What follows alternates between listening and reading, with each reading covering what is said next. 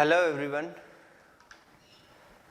मैं कुलदीप जांगिड़ आप लोगों के लिए आज एक नया टॉपिक लेके हाजिर हुआ हूँ। लास्ट क्लास जो थी अपनी, उसमें हम लोगों ने इलेक्ट्रिक डाइपोल के कारण होने वाली इलेक्ट्रिक फील्ड इंटेंसिटी को डाइपोल के अलग अलग पॉइंट्स के ऊपर फाइंड आउट किया था, जिसमें से दो पॉइंट हमने कंसीडर किए थे। एक equatorial point that means perpendicular bisector, दूसरा था एक्सियल लाइन का पॉइंट। उन दोनों के ऊपर हमने इलेक्ट्रिक फील्ड इंटेंसिटी फाइंड की थी। डाइपोल के वजह से बनने वाली इलेक्ट्रिक फील्ड की हम बात कर रहे हैं। आज हम जिस टॉपिक के बारे में बात करने वाले हैं, समझने वाले हैं, वो टॉपिक है अपना electric field at any point due to an electric dipole. Electric dipole के ऊपर कहीं, मतलब ना तो वो हमारा पॉइंट जो है वो परपेंडिकुलर बाइसेक्टर होगा और ना ही हमारा वो पॉइंट एक्सियल लाइन पे होगा, इन दोनों से हटके किसी पॉइंट के ऊपर होगा। तो उस केस में इलेक्ट्रिक फील्ड इंटेंसिटी क्या होगी, इसके बारे में हम आज समझने वाले हैं और इसके बारे में हम कुछ मैथमेटिकल एक्सप्रेशंस जो है वो निकालने वाले हैं। ठीक है, ये एक इंपॉर्टेंट टॉपिक है और हम इसकी शुरुआत करते हैं एक इमेजिनेशन से। हम अज्यूम करते हैं कि हमारे पास इस तरीके से हमारा इलेक्ट्रिक डाइपोल है। ये लीजिए, ये है हमारा इलेक्ट्रिक डाइपोल, ये हमारा इलेक्ट्रिक डाइपोल है और इस इलेक्ट्रिक डाइपोल के इस पॉइंट के ऊपर माइनस क्यू चार्ज है, ये माइनस क्यू चार्ज है, और इस पॉइंट के ऊपर प्लस क्यू चार्ज है, इस तरीके से। ठीक है, अब ये जो हमारा डाइपोल है, इस डाइपोल के अंदर ये हमने इसका सेंटर ले लिया O, ये हमारा सेंटर है O, और इस सेंटर से स्मॉल r डिस्टेंस पे इस जगह कोई पॉइंट कंसीडर किया हमने। कितनी डिस्टेंस पे? स्मॉल r डिस्टेंस पे कोई पॉइंट कंसीडर किया हमने, ये वाला पॉइंट, और ये वाला पॉइंट है आपका P, जहां पे हमें इलेक्ट्रिक फील्ड इंटेंसिटी फाइंड करनी है। P नहीं लेंगे, M ले लेते हैं, M या N जो भी लेना है आपको, इसको A B C जो भी मान रहे हैं आप। चलो इसको A मान लेते हैं, इसको B मान लेते हैं और इसको C पॉइंट मान लेते हैं। ऐसे C ले लिया इसको। ठीक है, इस C पॉइंट के ऊपर हमें इलेक्ट्रिक फील्ड इंटेंसिटी फाइंड करनी है। तो इसको फाइंड करने के लिए हमें क्या करना पड़ेगा? देखिए, इसको फाइंड करने के लिए हमने जो मेथड अभी तक पढ़े हैं इलेक्ट्रिक फील्ड इंटेंसिटी को फाइंड करने के लिए, वो सिर्फ दो मेथड थे। और वो दोनों मेथड में क्या होता था? उन दोनों मेथड में एक होती थी, ऐसे डाइपोल है हमारा और इस डाइपोल के ऊपर एक ऐसे एक्सियल लाइन है और उसके ऊपर कोई पॉइंट है आपका, जैसे ये A है, ये B है, ये इसका सेंटर O है, और यहाँ पे माइनस क्यू चार्ज था, यहाँ पे प्लस क्यू चार्ज था, और इस पॉइंट से स्मॉल r डिस्टेंस के ऊपर हमने कोई पॉइंट ले लिया C, जिसके ऊपर हमें इलेक्ट्रिक फील्ड इंटेंसिटी फाइंड करनी थी। तो हम इजीली फाइंड कर लेते थे और उसकी वैल्यू हमारे पास आती थी कितनी? 2kp/r³। दैट मीन्स क्या लिख सकते हैं? 2 हम लिख सकते हैं 1/4πε0.2p/r³। ये हमारे पास में ये वाली वैल्यू आती थी इस सिचुएशन में। ये हमने पढ़ा, हमें पता है ये। ठीक, सेकंड केस हमने जो पढ़ा था वो था इस तरीके से हमारे पास डाइपोल है, ये माइनस क्यू चार्ज, ये प्लस क्यू चार्ज, ये इसका सेंटर O, और इस सेंटर के ऊपर परपेंडिकुलर बाइसेक्टर कोई पॉइंट है यहाँ पे C, जिसके ऊपर आपको इलेक्ट्रिक फील्ड इंटेंसिटी फाइंड करनी थी, जिसकी डिस्टेंस थी यहाँ से स्मॉल r। और ये जो इलेक्ट्रिक फील्ड इंटेंसिटी आपको यहाँ पे फाइंड करनी थी, इसको C ले लिया। ये इलेक्ट्रिक फील्ड इंटेंसिटी जो फाइंड करनी थी आपको, इसकी वैल्यू हमने फाइंड की तो वो आई थी आपके पास में kp/r³। That means 1/4πε0.p/r³। ये वाली वैल्यू आई थी। ये दो तरीके ऐसे हैं, ये दो मेथड ऐसे हैं जिनके बारे में हमें पता है कि हम किसी भी डाइपोल के लिए इलेक्ट्रिक फील्ड इंटेंसिटी कैसे फाइंड कर सकते हैं। इसमें कैसे फाइंड करेंगे ये हमें पता नहीं है, तो हमें क्या करना चाहिए? हमें इस सिचुएशन को ऐसी वाली सिचुएशन में कन्वर्ट कर लेना चाहिए। क्यों? क्योंकि ऐसे वाली सिचुएशन का सॉल्यूशन हमें आता है, और ऐसे वाली सिचुएशन में इसको चेंज करने के लिए हम क्या करेंगे? यहाँ पे हम इसको कंपोनेंट्स में डिवाइड कर सकते हैं, और उस कंपोनेंट्स में डिवाइड करेंगे तो मे भी हो सकता है ऐसी सिचुएशन हमारे पास में बन जाए और उससे हम इसका सॉल्यूशन फाइंड कर सकते हैं। फिर तो क्या करेंगे हम लोग, सपोज करते हैं कि हमने ये एंगल ले लिया यहाँ पे, और ये एंगल हमने ले लिया थीटा। कितना एंगल ले लिया? थीटा। और अब अगर हम इसको कंपोनेंट में डिवाइड करें तो ये जो डाइपोल है आपका ए बी डाइपोल, इसको तो हम कंपोनेंट में डिवाइड कर नहीं सकते। क्यों नहीं कर सकते हैं इसको कंपोनेंट में डिवाइड?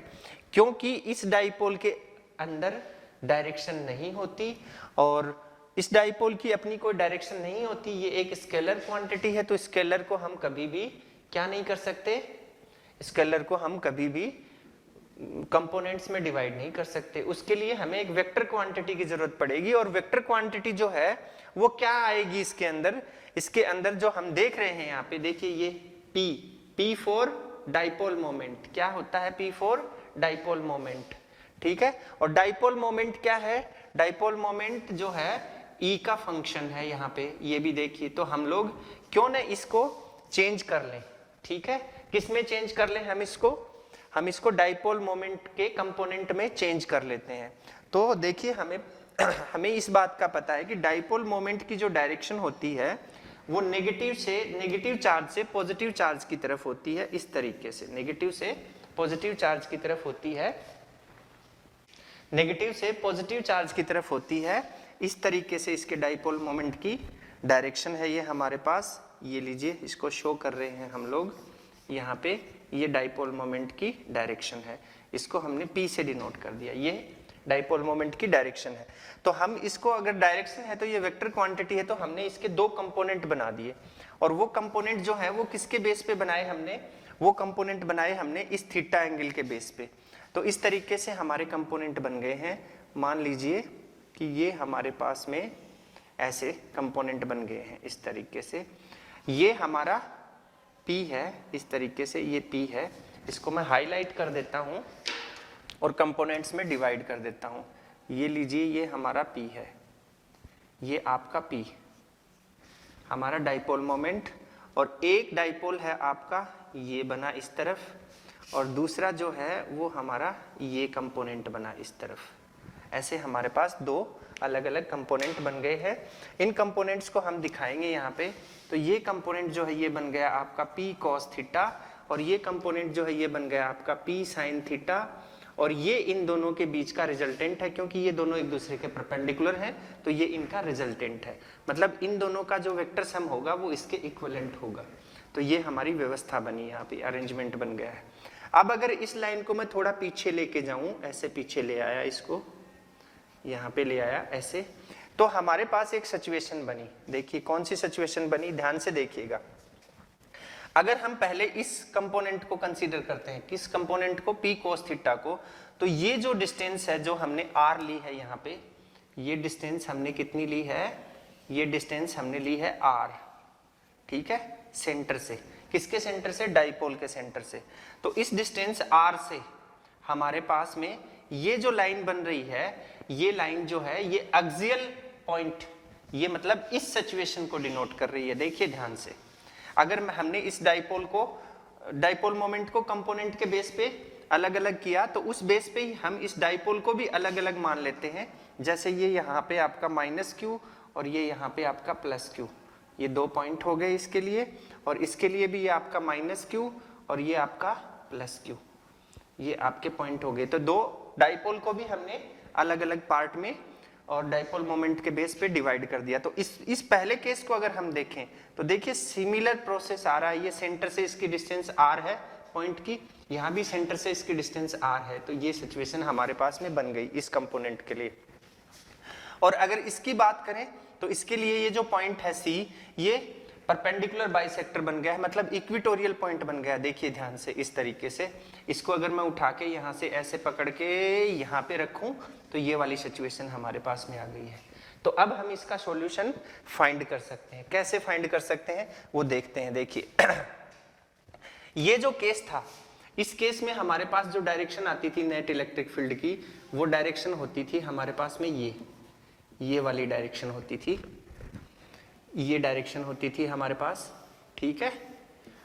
और इस केस में जो डायरेक्शन होती थी वो P की डायरेक्शन ये होने की वजह से इलेक्ट्रिक फील्ड की डायरेक्शन होती थी हमारे पास ये, ठीक है, एक दूसरे के ऑपोजिट।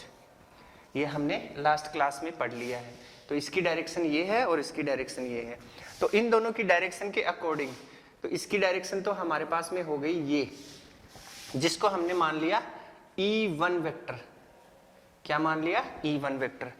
अब ये जो है परपेंडिकुलर बाइसेक्टर, इसके लिए डायरेक्शन जो है वो, इसकी जो डायरेक्शन है P की, P sin थीटा की, वो ये है और इसके वाले की ये है। तो दोनों की सेम हो गई, इसमें ऑपोजिट होती है तो इसकी डायरेक्शन हो गई हमारे पास में ये ऑपोजिट, इस तरीके से जैसा ये है। इसको पकड़ के यहाँ रखेंगे तो इसी तरीके से आएगी। इसको मान लिया हमने E2 वेक्टर। क्या मान लिया? E2 वेक्टर है हमारे पास ये, इस तरीके से, ठीक है। E1 और E2 दो मान लिए हमने। अब ये डायग्राम आपका बन के रेडी हुआ है। अब हम इसका सॉल्यूशन निकालना शुरू करते हैं। ये देखिए, सॉल्यूशन के लिए आज गर्मी बहुत ज़्यादा है, इसलिए मार्कर की जो स्याही है वो बार बार सूख रही है, मतलब चलना, मार्कर को चलाना भी बड़ा मुश्किल हो रहा है।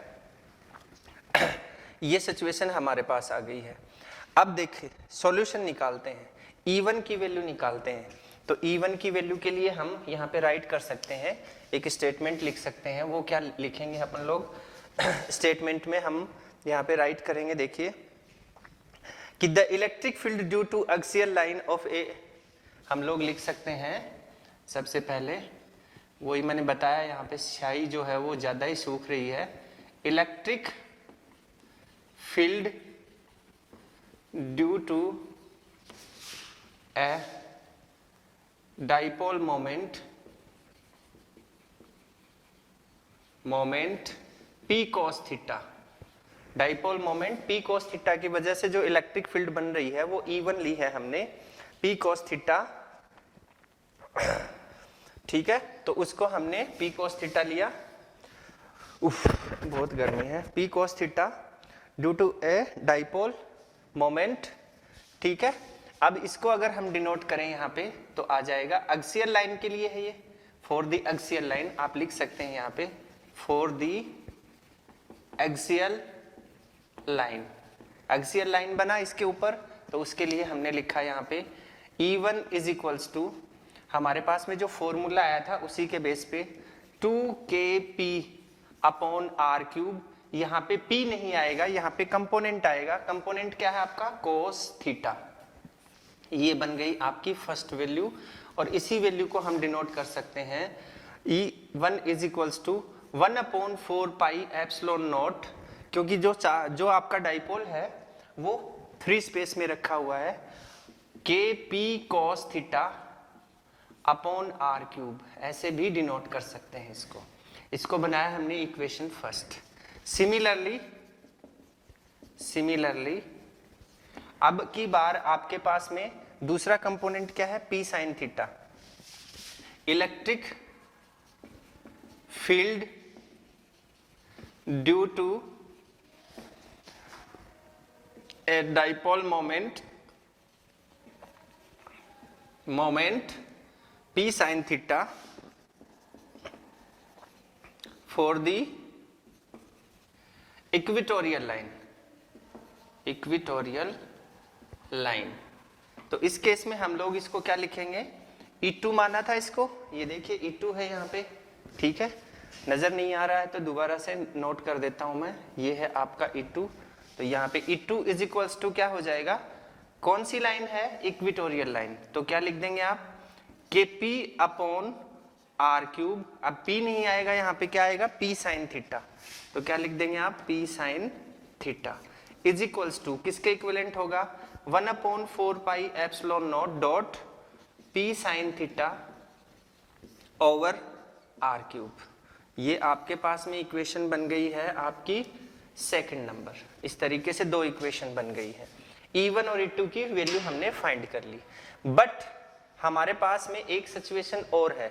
ये दोनों एक दूसरे के परपेंडिकुलर हैं, तो इनका जो रिजल्टेंट होगा वो रिजल्टेंट कहाँ होगा? और दोनों ही वेक्टर हैं, तो इनका जो रिजल्टेंट होगा वो रिजल्टेंट होगा इस पोजीशन पे। जिसको हमने मान लिया ई वेक्टर। क्या मान लिया? ई वेक्टर, और इनका रिजल्टेंट ये होगा। तो इनका रिजल्टेंट नेट जो फील्ड निकालेंगे उसके लिए हम डिनोट करेंगे यहाँ पे net electric field at point P नहीं लिया हमने, सी लिया, at point C from R distance, from R distance centre of the dipole, from R distance centre of the dipole. तो यहां से देखिए इसका वैल्यू निकालनी है। तो देखिए ये तीनों ही वेक्टर हैं और एक दूसरे के परपेंडिकुलर हैं ये दोनों, E1 और E2। तो उस केस में हम इनकी जो वैल्यू है वो इजीली फाइंड कर सकते हैं। दो तरीके होते हैं, या तो वेक्टर सम का हम इसके अंदर फॉर्मूला लगा दें, कौन सा, root A square plus B square plus 2ab cos theta वाला, वो लगा सकते हैं। या फिर हम लोग इनको एक ट्राइंगल बना लें, जैसे हमने देखो यहाँ पे इस तरीके से, ये लीजिए इस तरीके से हमने इसको डिनोट किया। तो ये जो वैल्यू है ये E2 के इक्विवेलेंट है और ये जो वैल्यू है ये E1 के इक्विवेलेंट है। समझ में आया? ये E2 को डिनोट कर रही है, ये E1 को डिनोट कर रही है, ये E2 को डिनोट कर रही है, इतनी E2 को, और ये इतनी E1 को डिनोट कर रही है। और ये एक राइट एंगल ट्राइंगल बन गया ऐसे। इस राइट एंगल ट्राइंगल से हम लोग किसकी वैल्यू निकाल सकते हैं? ये इसका हाइपोटेनियस बन गया, ये परपेंडिकुलर और ये बेस। ठीक है, तो E की वैल्यू क्या हो जाएगी इस केस में? E is equals to E क्या है यहाँ पे देखिए, इस ट्राइंगल के लिए E क्या है हमारे पास में? हाइपोटेनियस। और अब पाइथागोरस लगाएं इसमें तो क्या बनेगा? हाइपोटेनियस का square is equals to perpendicular का स्क्वायर प्लस बेस का स्क्वायर, ऐसे डिनोट कर सकते हैं हम लोग। ठीक है, तो इस चीज को सोल्व करने के लिए मुझे इसको इरेज करना पड़ेगा, हमारे पास स्पेस थोड़ा कम है, इस वजह से मैं इसको इरेज करता हूं। देखिए फिर हम इसको सोल्व करते हैं। बोर्ड भी साफ नहीं हो पा रहा है, इतनी ज्यादा गर्मी है, कि स्याही इतनी जल्दी सूख रही है, बस पूछिए मत आप। ठीक है, अब देखिए उसके बाद हम निकालते हैं net electric field at point C. Net electric field at point C. ठीक है, सी पे निकाली तो हमने लिखा यहाँ पे E square is equals to E1 square plus E2 square, ये ऐसे लिख सकते हैं आप। और E इज इक्वल्स टू आप क्या लिख सकते हैं? E1 square plus E2 square to the power half is equals to square root of E1 square plus E2 square. दोनों में से जो ऑप्शन आपको अच्छा लगे उसको यूज ले सकते हैं। अब देखिए यहाँ से E is equals to value substitute कर देंगे इसमें, E1 और E2 की जो इक्वेशन हमने अभी अभी फाइंड की थी फर्स्ट और सेकंड उससे। तो E1 की वैल्यू क्या है आपके पास में? E1 की वैल्यू है आपके पास में 1/4 pi epsilon naught dot 2p cos theta upon r cube, इसका होल स्क्वायर, प्लस यहां से E2 की वैल्यू आ जाएगी 1/4 pi epsilon naught dot p sine theta upon r cube whole square, और इस पूरे के ऊपर लगा दिया हमने power half. Is that clear? Value डाल दी हमने। अब हम इसको सोल्व करेंगे। E is equals to common क्या आ रहा है यहाँ से देखिए 1/4 pi epsilon not, 1/4 pi epsilon not, 1/4 pi epsilon not common ले लिया। और क्या कॉमन आ रहा है? P अपॉन आर क्यूब और P अपॉन आर क्यूब। ठीक है, यहाँ से हमने P अपॉन आर क्यूब को भी कॉमन ले लिया और इसके ऊपर पावर लगा दी, इसका स्क्वायर कर दिया। अब यहाँ से इसको थोड़ा इस तरीके से रिप्रेजेंट कर देते हैं। अंदर क्या बचा यहाँ पे देखिए, इसमें बचा आपके पास में 2 cos theta, only 2 cos theta बचा, 2 cos थीटा, और इसका भी होल स्क्वायर आएगा, प्लस यहाँ पे क्या बचा? ओनली साइन थीटा, और इसका भी होल स्क्वायर आएगा और पावर हाफ। ठीक है, ये हमारे पास बना। अब इसको और सोल्व करते हैं। तो इसको अगर हम बाहर निकालेंगे इस ब्रैकेट से तो ये पावर और ये पावर दोनों को एक दूसरे को कैंसिल आउट करेंगी। देखिए कैसे करेंगी। E इज इक्वल्स टू, यहाँ से हमने इसको बाहर निकाला तो हम इसको कैसे लिखेंगे, इसको हमने K बना दिया, इसको हमने K बना दिया तो हमने लिखा KP upon R cube power का स्क्वायर और ये पावर भी लगाई इंटू 1/2, ठीक है। और यहाँ से ये बन गया है आपका 4 कोस स्क्वायर थीटा और प्लस का साइन स्क्वायर थीटा और इसकी भी पावर बन गई हाफ। अब ये तो कैंसिल हो गई। अब आपके पास में क्या आएगा, यहाँ से देखते हैं। अब यहाँ से देखिए ये बना आपके पास में E is equals to KP upon R cube, ये बन गया, ठीक है। अब इसमें दिखेगा कि नहीं दिखेगा, आपको नहीं दिखेगा यहाँ पे, तो इसके लिए हम इसको इरेज करेंगे। इरेज करना ही पड़ेगा भाई, और कोई ऑप्शन नहीं है हमारे पास। एक बार इस पे नज़र मार लीजिए आप, हमने कहाँ तक पहुँच गए हैं, हम यहाँ तक पहुँच गए हैं। अब इसके बाद में इसको थोड़ा इरेज करना पड़ेगा हमें आगे का सोल्व करने के लिए। ये लीजिए इरेज कर देता हूँ मैं इसको।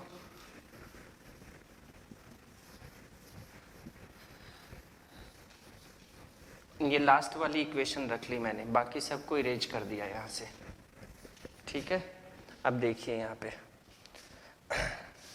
ये देखिए यहाँ पे क्या आएगा, E is equals to KP upon R cube, ये आया। अब अंदर क्या रहेगा देखिए, यहाँ से ये 4 कोस स्क्वायर थीटा है, इसको मैं ऐसे भी लिख सकता हूँ। देखिए ध्यान से देखिएगा, मैंने इसको लिखा 3 cos square theta plus cos square theta और प्लस साइन स्क्वायर थीटा और इसकी पावर भी हो गई हाफ, ऐसे लिख दिया इसको। कोई प्रॉब्लम है आपको? ये लेके ऐसे बना दिया, ऐसे। चलो थोड़ी देर के लिए ऐसे मान लेते हैं एक बार, ठीक है। अब E is equals to KP upon R cube और यहाँ से हम इन दोनों में से इसको अलग कर लिया इसके साथ, क्योंकि ये तो प्लस में है, तो हमने लिखा 3 कोस स्क्वायर थीटा और इन दोनों की जो वैल्यू है sine square theta plus cos square theta, इसकी वैल्यू आती है आपके पास में 1 और इसकी पावर हाफ। ये आपके पास में रिजल्टेंट इलेक्ट्रिक फील्ड की वैल्यू आ गई, जिसको इक्वेशन नंबर आप 3 बना सकते हैं। अब कोई दिक्कत है आपको यहाँ तक? देखिए हमारे पास एक डाइपोल था, AB डाइपोल, ठीक है। उसका कोई पॉइंट लिया हमने यहाँ पे C पॉइंट, ये पॉइंट लिया हमने। इस पॉइंट के ऊपर हमें इलेक्ट्रिक फील्ड इंटेंसिटी फाइंड करनी थी due to a dipole, dipole की वजह से इलेक्ट्रिक फील्ड इंटेंसिटी। तो हमें सिर्फ 2 ही तरीके आते थे इलेक्ट्रिक फील्ड इंटेंसिटी को फाइंड करने के लिए, एक तो इक्वेटोरियल पॉइंट पे और एक एक्सियल पॉइंट पे। उसके अलावा हमें कोई दूसरा मेथड नहीं आ रहा था। तो हमने कोई दूसरा मेथड याद करने या सीखने से पहले क्या किया, इसी डाइपोल को हमने 2 कंपोनेंट्स में डिवाइड कर दिया। और कंपोनेंट्स में हम डाइपोल को तभी डिवाइड कर सकते हैं जब वो कोई वेक्टर क्वांटिटी हो, और वेक्टर क्वांटिटी के ही कंपोनेंट बन सकते हैं। तो डाइपोल तो वेक्टर क्वांटिटी होती नहीं है, बट उसका डाइपोल मोमेंट उसकी वेक्टर क्वांटिटी होती है। तो डाइपोल मोमेंट के बेस पे हमने इसको 2 पार्ट में डिवाइड कर दिया, और वो 2 पार्ट कौन से बने, एक ये बना और एक ये बना। अब डाइपोल मोमेंट के बेस पे ही हमने यहाँ पे 2 डाइपोल बना लिए, एक ये डाइपोल बन गया, एक ये डाइपोल बन गया। ये जो डाइपोल बना, इस डाइपोल को हम एक्सियल लाइन का जो हमने फॉर्मेट लिया था उसके अकॉर्डिंग हमने यूज में लिया, और E1 की वैल्यू हमने फाइंड कर ली। और E1 जो है वो, इसकी डायरेक्शन जो है वो अवे फ्रॉम द पोल होती है। ये हमने जब एक्सियल लाइन के लिए पढ़ा था तो उसमें हमें पता चल गया था। फिर दूसरा जो डाइपोल है वो ये लिया, इसमें जो ये पॉइंट C है ये इक्वेटोरियल पॉइंट की तरह बिहेव कर रहा है। तो उस केस में इसके ऊपर बनने वाली जो फील्ड है उसको हमने E2 लिया, और उसकी direction opposite to the dipole moment की डायरेक्शन होती है ये वाली, और पोल की डाइपोल मोमेंट की डायरेक्शन ये होती है। तो हमने इसको ऐसे डिनोट कर दिया, और फिर हमने एक्सियल वाला और इक्वेटोरियल वाला फॉर्मेट लगाया, और उसके अंदर हमने ये सॉल्यूशन फाइंड आउट किया, और ये हमारे पास में कैलकुलेशन करने के बाद में वैल्यू आ गई है। ठीक है, ये हो गया।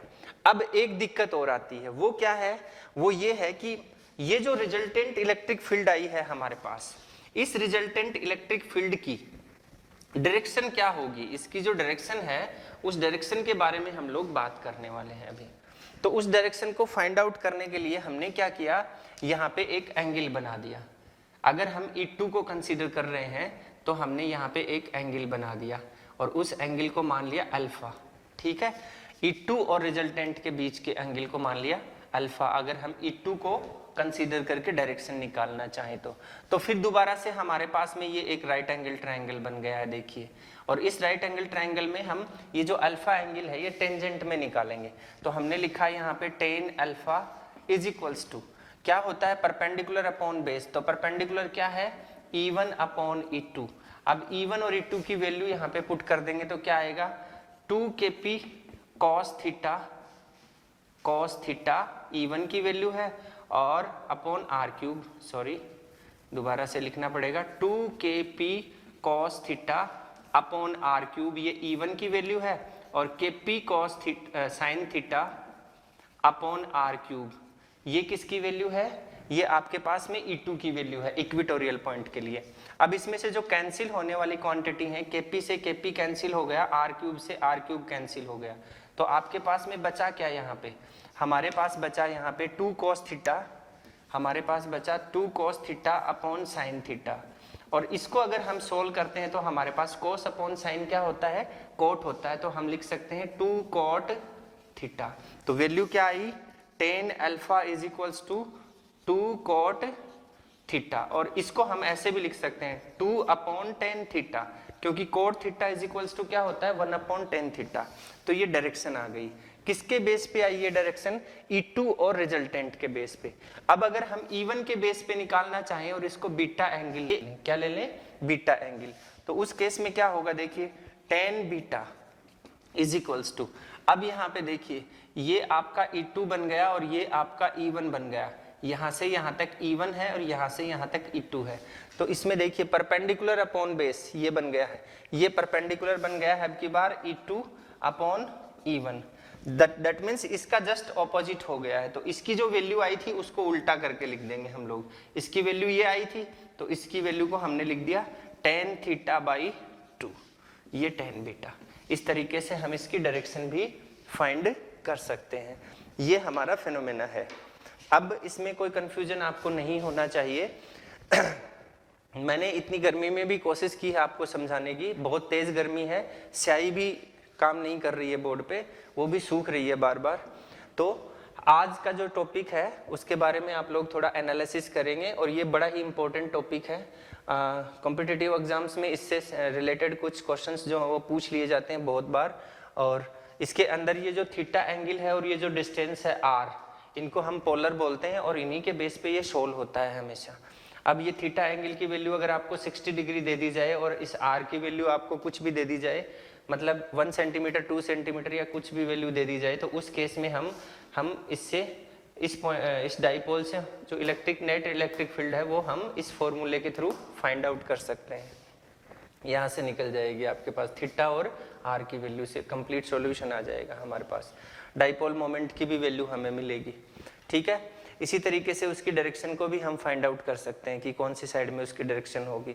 तो इसमें कुछ क्वेश्चंस जो है वो कंफ्यूजिंग करने वाले भी होते हैं, जैसे 120 डिग्री एंगल दे दिया तो वो 120 डिग्री एंगल जो है वो इधर से नहीं लेंगे हम लोग, वो 120 डिग्री जो एंगल है वो इस साइड से लेंगे हम लोग, इस साइड से ऐसे रोटेट करवाएंगे इसको। कैसे रोटेट करवाएंगे हम लोग, इसको ऐसे रोटेट करवाएंगे, एंटी क्लॉकवाइज डायरेक्शन में रोटेट करवाएंगे इसको, ठीक है। ऐसे हमें इसका सॉल्यूशन लेना है। तो आज के लिए इतना ही। नेक्स्ट क्लास में हम एक नए टॉपिक के साथ मिलते हैं और उस टॉपिक में हम पढ़ेंगे कि जब हम किसी डाइपोल को यूनिफॉर्म इलेक्ट्रिक फील्ड में रखते हैं तो उस पर कितना टॉर्क बनता है, उसके बारे में हम नेक्स्ट लेक्चर में बात करेंगे। आज के लिए इतना ही। आप घर पे रहिए, स्वस्थ रहिए, पढ़ते रहिए। Thank you. Have a nice day everybody.